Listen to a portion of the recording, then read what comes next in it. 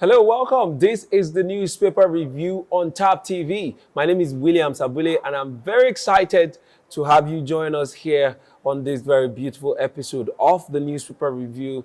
Just like you know, every other day we go through the headlines across newspapers around Nigeria. And to do the review with me this very beautiful day is Victor Sioko. Thank you, sir. And today also doubles as his birthday. Happy birthday, man. Oh, thank you, man. Thank you for More years, more money in the account, man.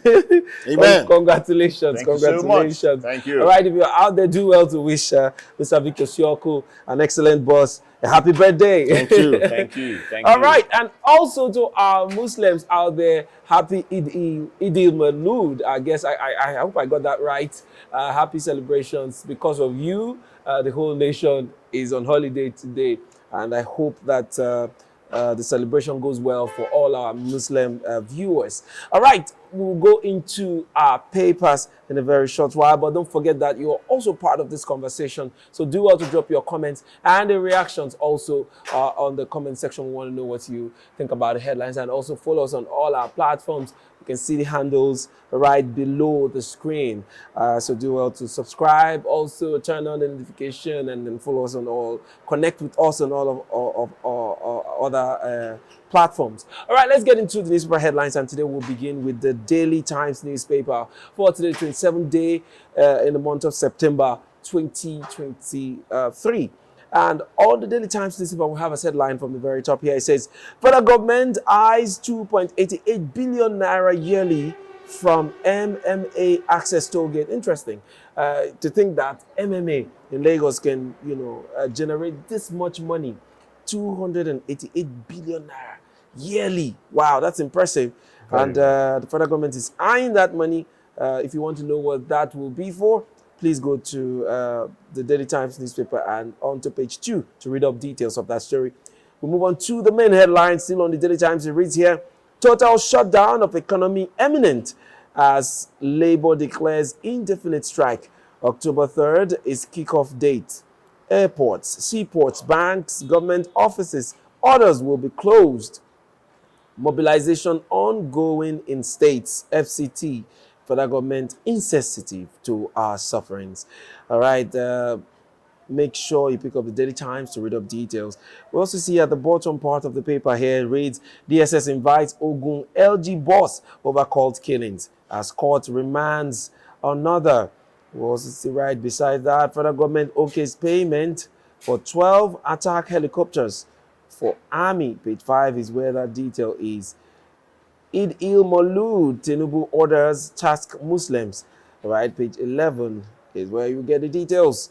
Impeachment, Ondo Deputy Governor wins round 1. Interesting. All right, let's get into the conversation. And a lot of Nigerians are in a kind of worry state at this time. That's because the labor unions are about to embark on an indefinite strike, and this time they say it's not going to be impartial or somehow like the way it was when they went on the 2 days morning strike. This time it's going to be a total shutdown. They're going to be picketing banks and seaports everywhere to ensure that they, get into the strike alongside the national body. So Nigerians are worried. Not just Nigeria, the federal government is also trying to plead with them not to go on the strike. But the questions have always been, you have been in discussions with the labor union since the announcement of the subsidy removal.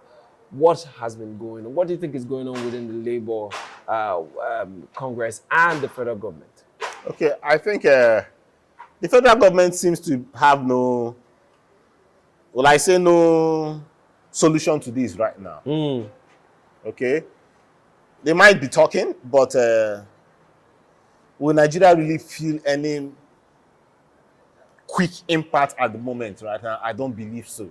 I don't know what they will do for the common man on the street to be let loose from this dire situation right now.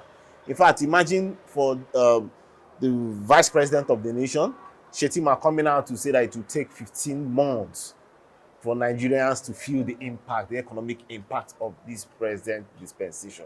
So, you then ask, how will the labor succeed with all these demands that they are making? Yes, they want salaries to be increased. Then you ask, does Nigeria have that money to carry a massive turnaround in the amount means they will pay for salaries? Do we have such money? An economy that is still borrowing, how are we going to cushion on that effect? One might also say, okay, we are saving money from the oil subsidy. Will that even be enough? You have also seen the government coming out to share palliatives, or the federal government releasing money for palliatives, which on the other hand might also cause its own destruction with the level of inflation that it will cost.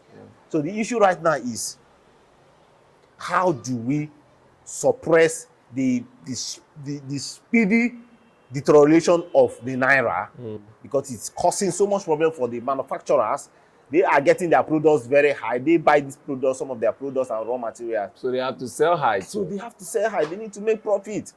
Their machines, what about their machines? They buy these machines in FX. How will they be able to reduce the cost of these items? What about in food? Nigeria has quantum issues. What about food? You find out that many northern states are not producing. Reason? Because of insecurity. So you see that these issues are too much. Look at cabbage. You can't even find back in the days, if you go to a suya man to buy suya, they will give you onions, they will give you cabbage. But now, tomatoes, no more cabbage, no more tomatoes, no more cabbage, talk more of tomatoes.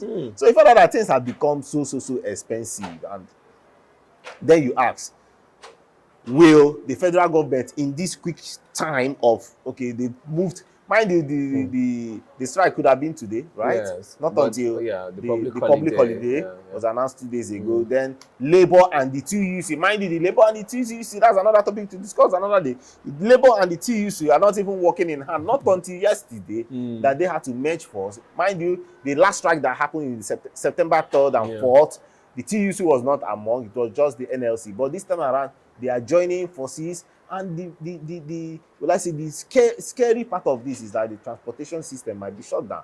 Airports might not run, trains might not run, okay, and other even the downstream and the upstream sector will be shut down because they are under the TUC, and a lot is going to happen. And that is going to cause Nigeria more harm, be it in the FX issues that we are having. What about the inflation part of it? Because yes, the price of goods from weekend, if nothing happens from weekend, by the time you know it, everything will keep going up. Look at the price of garri, look at the price of rice, even to the things that we ourselves cultivate. But you can't also not blame the increase in the prices, because the transportation has also increased. So Labour is coming out to say, see, this subsidy that has been removed needs to be called back and be reintroduced with ease, not with a full-fledged sword and say, okay, come on, subsidy, apply subsidy. And we are also feeling the impact. Yes, we have our divergent opinions with respect to subsidy and all that. But I also personally, I think that the government went too fast. Not putting some things in checks before making those moves.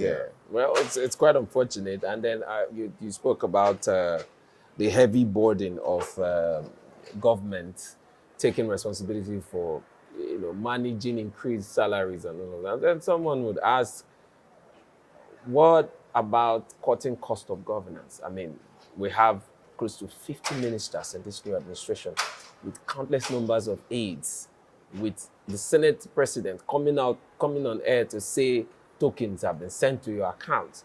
So what it means is that the leadership of Nigeria, they are not making sacrifices for the larger populace, but they are expecting the general public to be making sacrifices while they enjoy the fruits of the sufferings of Nigerians. And this is where I see where the labor is coming from. It is not fair to Nigerians. Government is not trying to cut costs to manage the current economic reality that we're in, but they are saying Nigerians should manage. This is Nigerians that have been managing. In fact, every day the rope on the neck of Nigerians, people on their throat, gets tighter. And they keep saying, manage. Oh. The ones that cannot survive and die in the process, they tell them, sorry, collateral damage.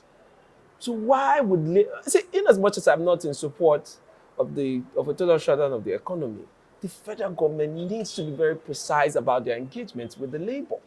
I mean, Labour have had several meetings with them since after the pronouncement of this subsidy removal. But nothing reasonable has been said by the federal government. So first it was the story of we don't have a Labour minister to interface with them. And then came the Labour minister. And the guy has been playing them. If you listen to the TEC chairman, what's his name again? Osifo.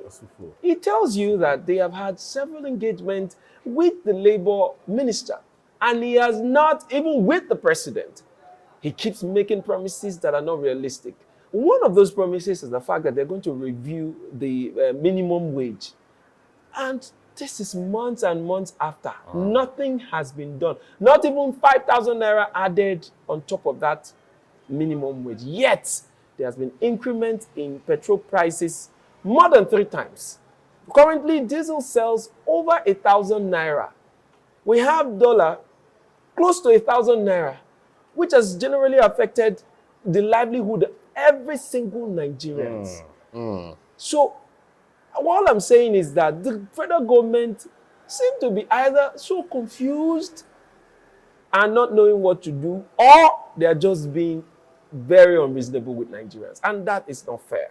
Because if the cost of livelihood keeps going up and inflation has increased so high, you still tell your workers to hold on to their 30% minimum wage for sustenance.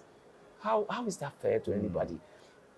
I was listening to the news and I heard that most civil servants in Abuja these days cannot even afford transportation from outskirts where they can afford housing to their workplaces within the city centers anymore. So they probably, some of them sleep in their offices.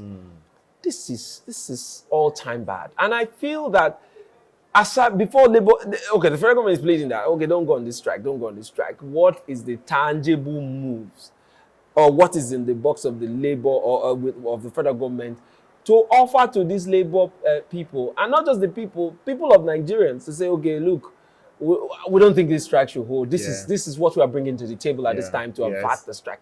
Not calling them for meetings with no tangible results out of those meetings. It is just unfortunate that it has come to this point. But I think it's a good move by the Labour to finally ground the nation, let everybody feel it.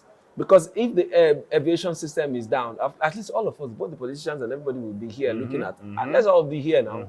We know that it will not affect them for so long, but at least let us be here. Let nobody be enjoying himself and be traveling around. I just honestly feel that Nigeria, the government should cut cost of governance, not increase the cost of governance like we've seen recently, in recent times.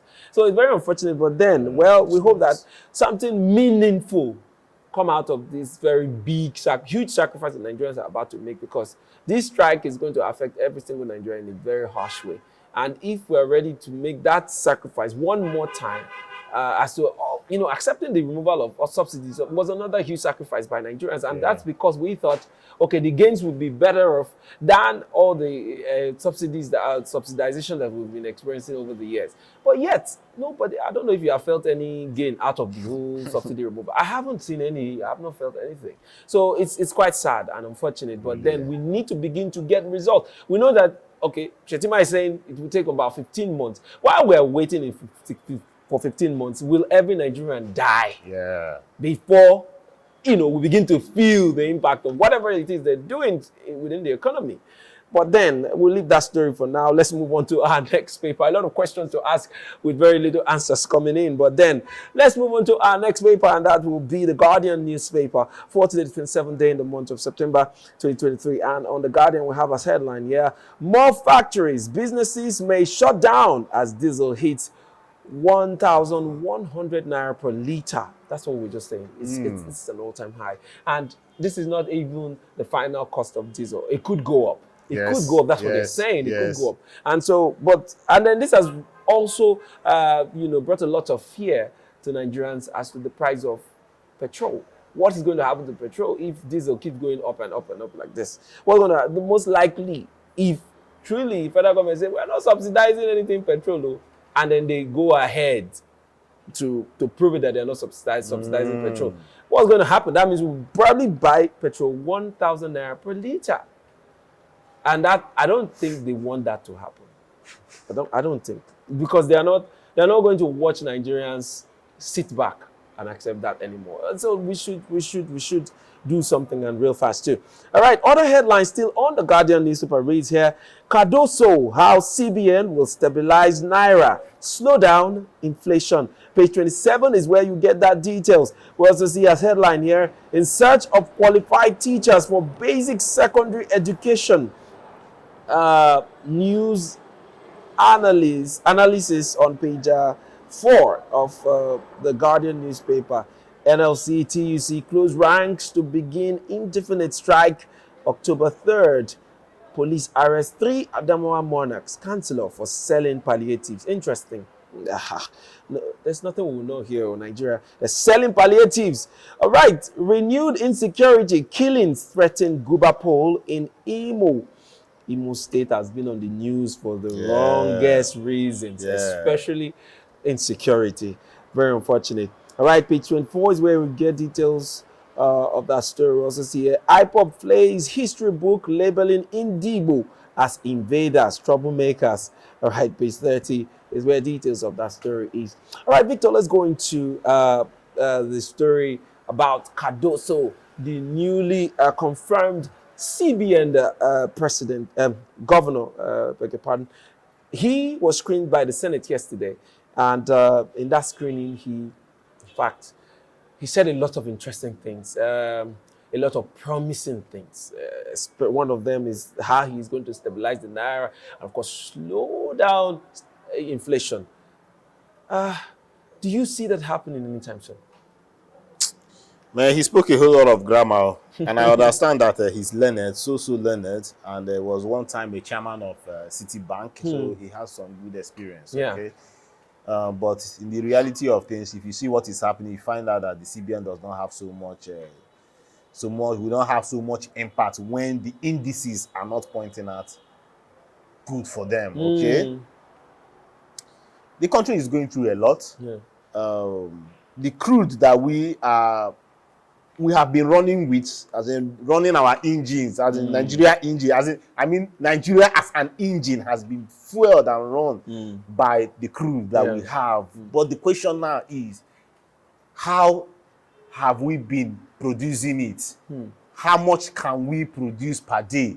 The production level has gone so low. That's gone so low. So what are we going to finance our budgets? Okay, these are the straightforward things you should ask. The naira, how can the naira be surviving with the dollar, knowing that Nigerians are not getting enough naira? Nigeria as a country is not getting enough naira. The people living in Nigeria are not getting enough monies to quench the rush for the FX. That is the reason why we are having would I say low effects in the banks or with the CBN, because you can't find it. And why can't we find FX? Because Nigeria is not producing. So you're putting a CBN governor there to come and act like Christ. I don't see it happening. Okay, I don't see it happening. More so, he made some valid points which I love, but I think that should be within the ambient of the EFCC. So he came out to say that they will, as a body, as a monetary body, that they will also put their eyes on fraud. Okay, which I know it is part of their duty. Okay, but then we want a CBN governor, a leader that at the end of the day, even the world powers will come out and say that, see, Nigeria had a true leader in the CBN arm of government. Why am I saying this? Because back in 2012, that should be 2012, Lamido Sanusi was one of the 100 most influential persons in the country, in the world rather. Okay, that he was even voted the #1 CBN governor in the world. These are the records out there for us. So are we going to, even if he does not make so much high mark like Sanusi Lamido, that's now the emir. Is he still an emir? Is he still an emir? Still calls himself that. Okay. So but then we should have that kind of, at the end of his reign, maybe 5 years, or maybe if he gets to extend it further. I'm not the last president, the last governor of the CBN who, by my own rating, yes, he's my statesman from Delta State, but then he did not represent the people of Delta State well. Personally, my personal opinion, okay, because he came in and he together with the former president, they came in and just destroyed the economy. As far as I'm concerned, if we can get ourselves back to where Nigeria was, okay, it will do us so good. But that is the work of the current CBN governor to do, Cardoso. So we're just looking up. Nigerians are always hopeful persons out there. We have hopeful persons everywhere around the country. Or you now ask, will he have the right indices to make him work? Yeah. That is the bigger question for me. Yeah. Well, okay, the office of the CBN governor is a very, very powerful position. Even almost as powerful as the president's office, because it is like the engine room of the entire economy, and policies that they dish out will either make or mar the entire economy. Just like we have seen from former CBN governor Emiefele's reign as CBN governor, his policies really crumbled and crippled the economy to where it is now. Unfortunately for Cardoso, he's coming in to work with a lot of indices that are against him.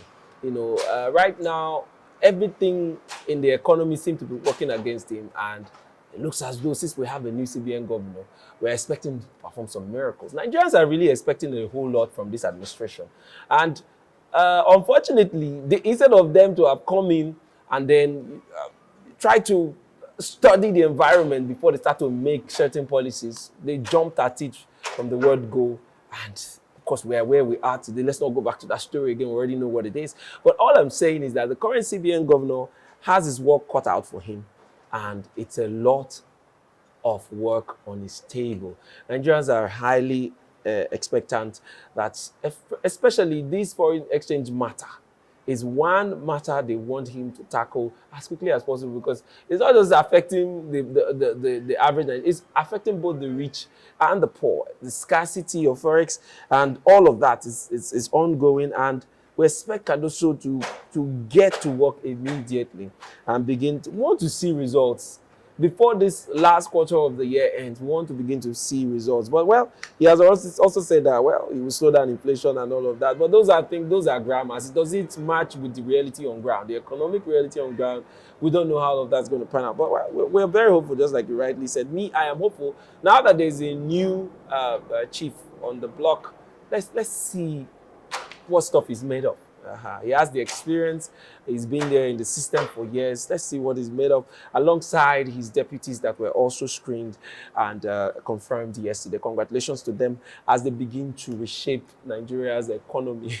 Very terrible economy at this time, but congratulations to them, and let's see what comes out of that. All right, let's take a quick break. Once we come back, we'll take our last paper for the day. Don't go anywhere. Hey there. Are you looking to record your videos, do your voiceovers, and take your professional pictures? Look no further. With our state-of-the-art newsroom, photography, kitchen for our food content creators, and exclusive children's studio, we certainly can deliver the best studio experience. Our carefully designed studio space can bring your diverse creative content ideas to life. We aim to consistently serve value to our customers far and wide. Come, let Tharv Media give life to your dreams. Tharv Media, a slice of infotainment.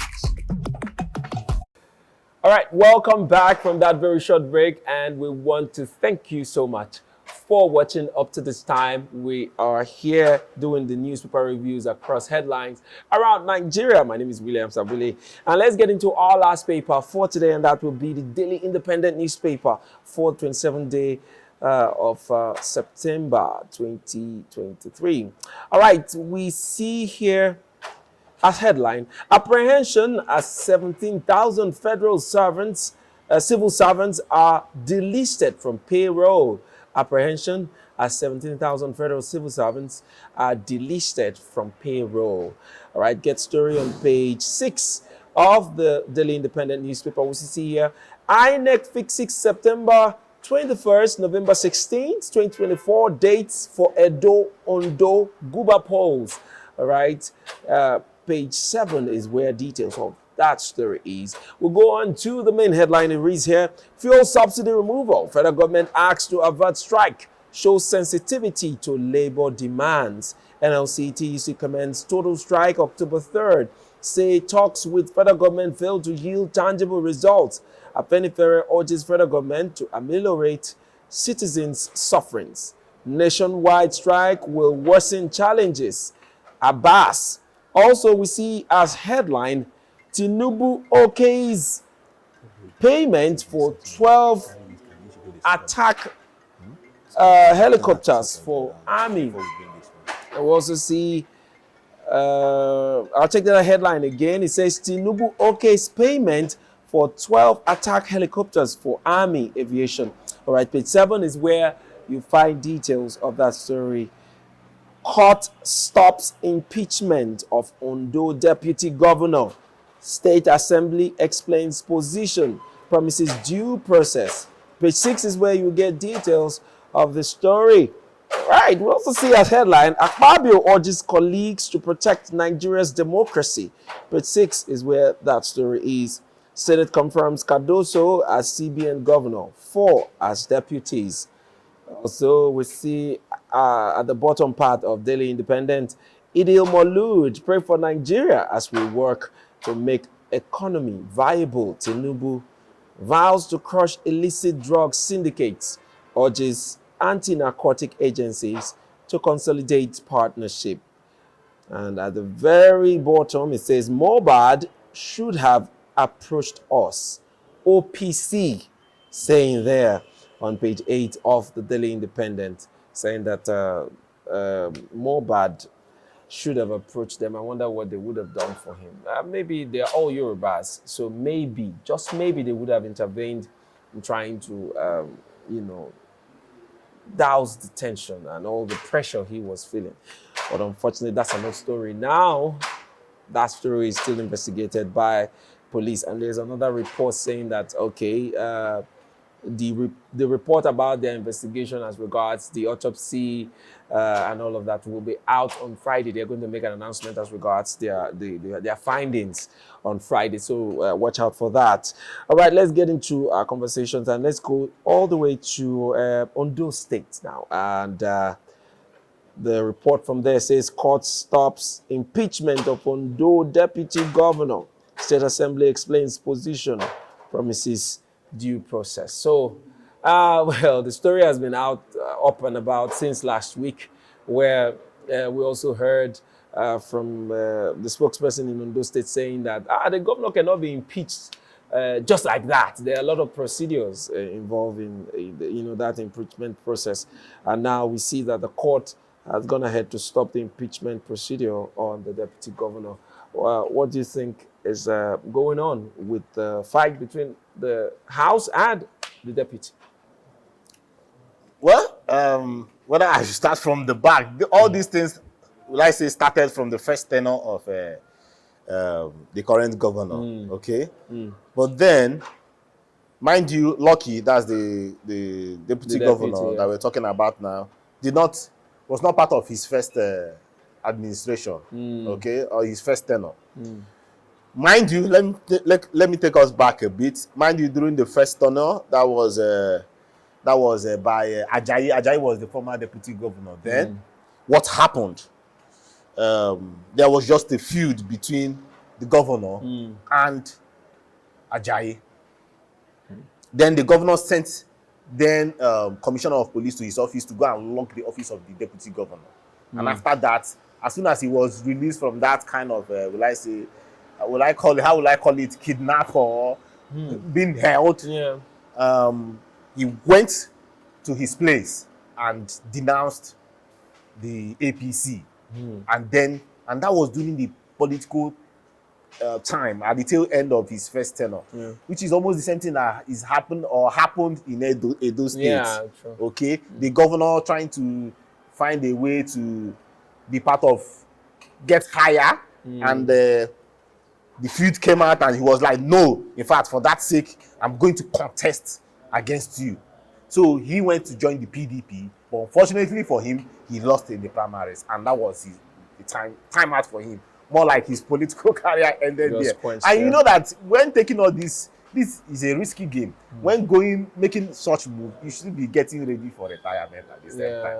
Because if it does not work, fail, you retire. To come back might just be too hard. So after that time, the governor now went for Lucky for his second term. He won. What then happened now? That while he was away, the deputy governor got himself an approval for a bulletproof vehicle worth 300 million naira. Abule, in a time like this, you want to drive one car for 300 million naira. Well, the matter is still under investigation, but the evidences and traces that we have is really pointing out that he really got this approval. And that was the reason why the House said, no, you cannot do this. Because of your boss is not around, you went out and see it. And the governor is not just around because he doesn't want to be around. The guy is almost dying. He's in a very critical state. He has, thank God for his life, he's recovering. But he left under that kind of condition and then gave you leverage to run the state. And it looks as though